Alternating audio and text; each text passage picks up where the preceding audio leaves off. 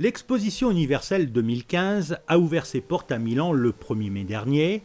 Jusqu'au 31 octobre prochain, c'est un véritable tour du monde en miniature qui est proposé aux visiteurs. Plus de 145 pays y sont représentés autour du thème « Nourrir la planète, énergie pour la vie ». L'objectif est d'ouvrir le dialogue et de favoriser une coopération pour garantir, dans les années à venir, une alimentation saine et suffisante.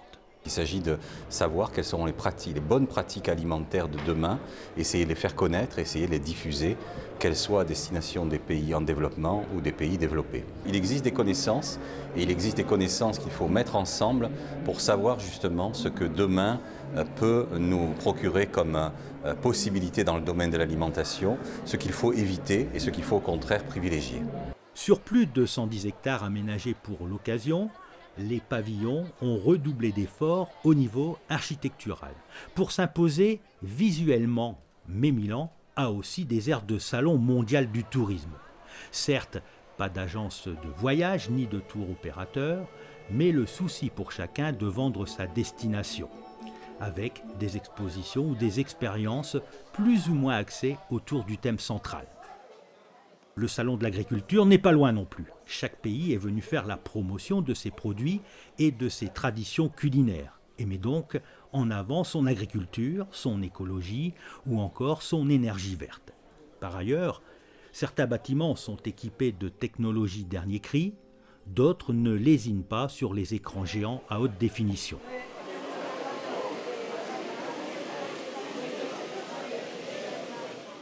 On retiendra toutefois les belles idées du pavillon de l'Autriche qui a reproduit le microclimat d'une forêt autrichienne avec des ventilateurs et des vaporisateurs à basse consommation d'énergie, du pavillon de la France entièrement construit en bois du Jura et qui met en avant la gastronomie de ces différentes régions, ses repas à la française et son bien manger, avec à l'entrée du pavillon un jardin pour montrer la variété des cultures. La France traditionnellement a une place de choix.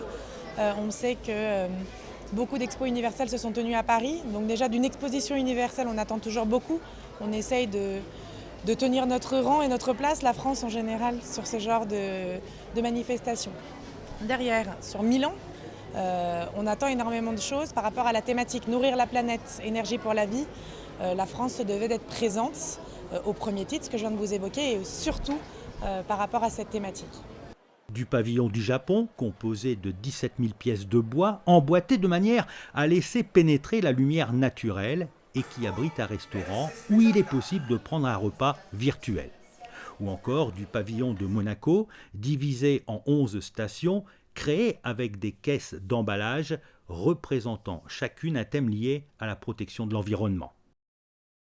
On trouve de tout, ou presque de part et d'autre de l'immense allée centrale, et quand on arrive, l'exposition a également des allures de parc d'attractions avec d'interminables files d'attente pour accéder à certains pavillons, ses vendeurs de glace ambulants et ses boutiques de souvenirs. Et puisque nous vous parlons de l'exposition universelle de Milan, faisons un point sur la fréquentation du pavillon de Monaco. Depuis le coup d'envoi de l'événement le 1er mai dernier, plus de 330 000 visiteurs ont déjà découvert le pavillon monégasque. Un résultat satisfaisant pour l'équipe de Monaco Interexpo qui s'attend à encore plus d'affluence les 2 prochains mois. Car pour rappel, l'exposition universelle dans la capitale lombarde fermera ses portes le 31 octobre prochain. Connaissez-vous le plancton ? Ces êtres vivants de toute petite taille, quasi invisibles à l'œil nu, sont à découvrir au musée océanographique jusqu'à la fin de l'été. Les jeunes visiteurs armés de pipettes et de microscopes pourront observer cet environnement sous-marin, encore peu connu du grand public, grâce au laboratoire des découvertes. C'est donc de petits organismes qu'on connaît très mal finalement. Et donc grâce à ce laboratoire des découvertes, on essaye d'apprendre aux enfants à connaître finalement un nouveau milieu qui est malheureusement pas facilement observable à l'œil nu. Et donc grâce à cet atelier, nous proposons aux enfants d'observer au microscope ces petits organismes planctoniques. Si on regarde bien, on a une cuillère, un crayon et notre petite pipette et nos petites lamelles, comme ça.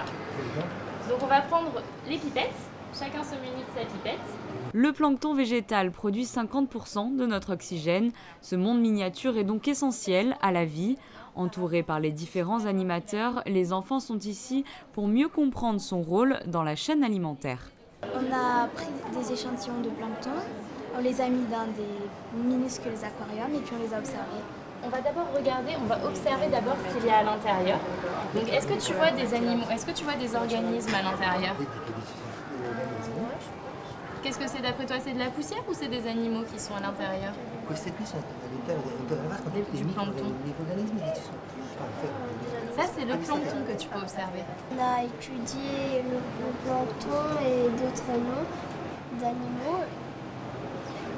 Et on a aussi regardé des bébés crabes, des bébés crevettes. Et ça ressemble à quoi alors? On voit pas très bien, mais c'est des petits points transparents un peu, mais on voit leur ombre. C'est ce que tu... Et aussi quand ils touchent le bord un peu de la vitre, et on voit un peu, ils sont un peu invisibles, mais on les voit quand même un peu. Ces ateliers permettent aux visiteurs de découvrir le musée océanographique autrement. C'est justement dans cet objectif que le laboratoire des découvertes perdurera cet hiver avec une thématique qui se renouvellera régulièrement. Leur été rime avec prudence et vigilance. Depuis le mois de mai, le poste de secours du Larvoto veille sur vos faits et gestes et ce pour votre sécurité. 3 à 4 maîtres nageurs sauveteurs sont sur le qui-vive, tout comme les agents de la sûreté publique qui, eux, veillent sur le respect des lois et la sécurité des commerces de la plage. On surveille en permanence, de toute façon, la zone de baignade. Quand il y a des vagues, on redouble encore plus de vigilance. Mais voilà, c'est sûr qu'avec la chaleur qu'il y a eu, on est assez vigilant, quoi. Vigilance également en mer, car l'intervention de la sûreté publique ne se limite pas à la plage. Au cas où il y ait des personnes en difficulté, en dehors du filet, en fait, du filet anti-méduse, parce que la zone de baignade, elle va de la plage, en fait, jusqu'à la limite des bouées, en fait. Tout ça, c'est la réserve. Et là, c'est la zone de baignade, donc les gens peuvent aller nager jusque là-bas. Donc on surveille si jamais ils sont en difficulté, c'est pour pouvoir intervenir plus rapidement, quoi. Du haut de sa tour, Thomas Berruto possède lui un point de vue unique sur le plan d'eau, la réserve et le secteur balnéaire. Toujours en liaison radio avec le reste de l'équipe, ce maître nageur sauveteur est à l'affût du moindre signe alarmant. Chaque seconde, il faut avoir tous les coins de la plage dans l'œil. Il faut tout surveiller aussi bien sur le sable que dans l'eau, que sur les rochers, sur les digues, jusqu'au bouée des 300 mètres. Sur la sécurité des baigneurs et des gens sur la plage aussi. En ces fortes chaleurs, l'équipe du poste de secours redouble de vigilance, malaise, petits bobos. Ils sont là pour votre sécurité jusqu'à la fin du mois de septembre. Il est au cœur de ses préoccupations depuis de nombreuses années. C'est tout simplement l'avenir de la planète. Les pièces réalisées par Fabio Pietrantonio révèlent une technique propre à l'artiste. Acupuncture pour la planète repose sur une pression effectuée à l'aide d'un bâton en bambou afin de faire naître un contact positif. This one is acupuncture for the planet. It's come from idea in Sardinia, Ireland, in Italy. L'œuvre derrière moi est très révélatrice de mon travail. Cette œuvre est née en Italie, sur une île très ancienne. Ce que j'ai voulu symboliser à travers tous ces bouts de bois que j'ai assemblés dans un endroit très spécial pour moi, en Sardaigne, ce sont ces petites aiguilles que les médecins plantent généralement dans la peau pour apporter des énergies positives. Il s'agit de la même chose, du même principe, sauf que moi, je plante ces bouts de bois pour toucher le cœur de la terre, pour apporter une attitude positive. À travers son art, l'artiste souhaite bien sûr faire réagir le public qui découvrira ses œuvres sur la nécessité notamment de parvenir à un équilibre pour assurer un meilleur avenir à notre planète. Les pensées positives, chargées de paix et d'espoir entourent son travail artistique.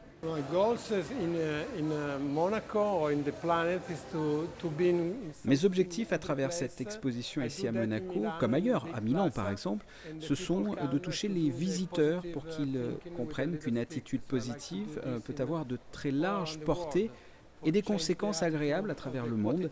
Il faut être heureux d'être là, où l'on se trouve, dire merci pour cela. C'est ça mon but.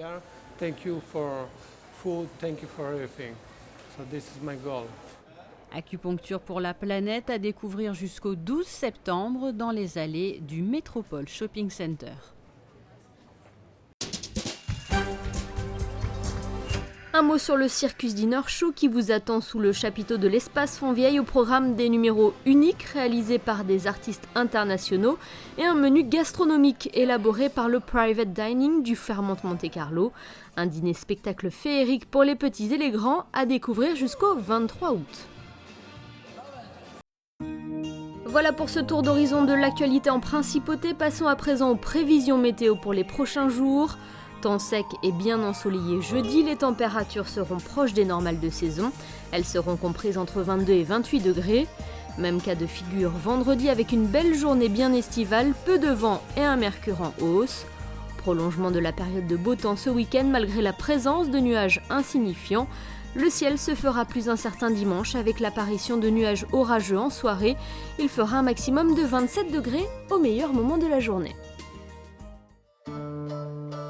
La météo vous a été présentée par Société Générale Private Banking.